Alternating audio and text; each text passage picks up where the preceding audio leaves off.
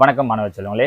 தமிழ்நாடு முதலமைச்சர் திறனாய்வு தேர்வில் கேட்கக்கூடிய மாடல் கொஷின்ஸை நம்ம 1 by 1 பார்த்துட்டு வரோம். அதில் ஏற்கனவே நம்ம ஜாமெண்ட்ரி டாப்பிக்கில் 4 கொஷின்ஸ் பார்த்துருக்கோம். இப்போ பார்க்க போகிறது 5வது கேள்வி.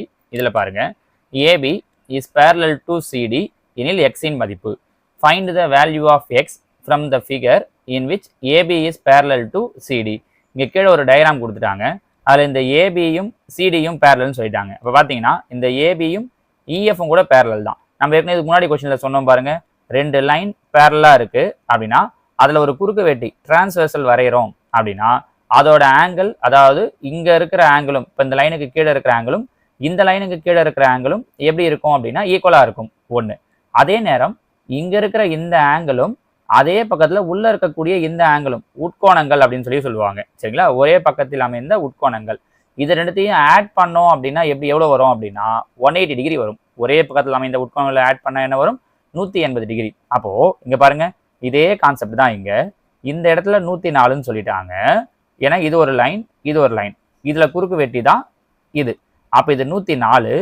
இங்கே இருக்கிற இது என்னவா இருக்கும் அப்படின்னா இது ரெண்டுத்தையும் ஆட் பண்ணால் 180 வரணும். அப்படின்னா 180லேருந்து 104 மைனஸ் பண்ணுறோம். 180லேருந்து 104 மைனஸ் பண்ணோம் அப்படின்னா 76 டிகிரி. ஸோ மேலே இருக்கக்கூடிய இந்த ஆஃப் எத்தனை டிகிரியாக இருக்கும்னா 76 டிகிரியாக இருக்கும்.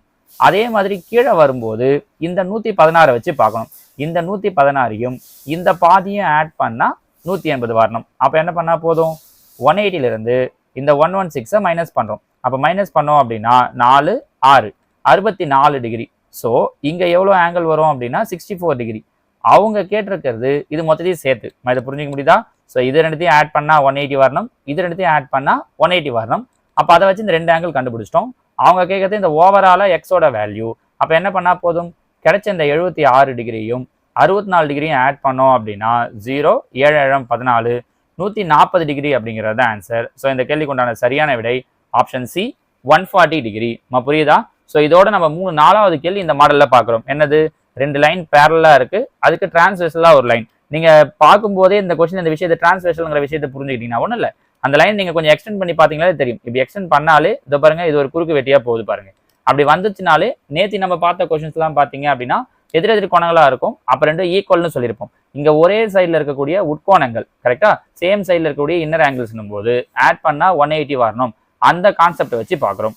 இந்த கான்செப்ட் புரிஞ்சுதா? இதே மாடலில் நான் உங்களுக்கு ஒரு கொஸ்டின் கொடுத்துருக்கேன் பாருங்க. சேம், வேற எதுவுமே மாற்றலை, ஏபிசிடி எல்லாம் அப்படியே தான் வச்சிருக்கேன். இந்த 2 இடத்துல மட்டும் ஆங்கிள் மாற்றிருக்கும். இங்கே மேலே என்ன கொடுத்துருக்கேன் அப்படின்னா 114 டிகிரின்னு கொடுத்துருக்கேன். இங்கே கீழே என்ன கொடுத்துருக்கேன் அப்படின்னா 126 டிகிரி அப்படின்னு சொல்லி கொடுத்துருக்கேன். அப்போ இந்த மாதிரி இருந்தால் இதே மாதிரியே போன கொஸ்டின் பண்ண மாதிரியே இந்த ஆஃப் என்ன வரும், இந்த ஆஃப் என்ன வரும்னு கண்டுபிடிங்க. அதுக்கப்புறம் அது எடுத்து ஆட் பண்ணீங்கன்னா உங்களுக்கு கிடைக்கிறதா ஆன்சராக இருக்கும். ஸோ அப்படி வரக்கூடிய எக்ஸோட வேல்யூ என்ன அப்படிங்கிறத நீங்கள் எனக்கு கீழே கமெண்ட்ல சொல்லுங்கள். ஓகேவா? தேங்க்யூ.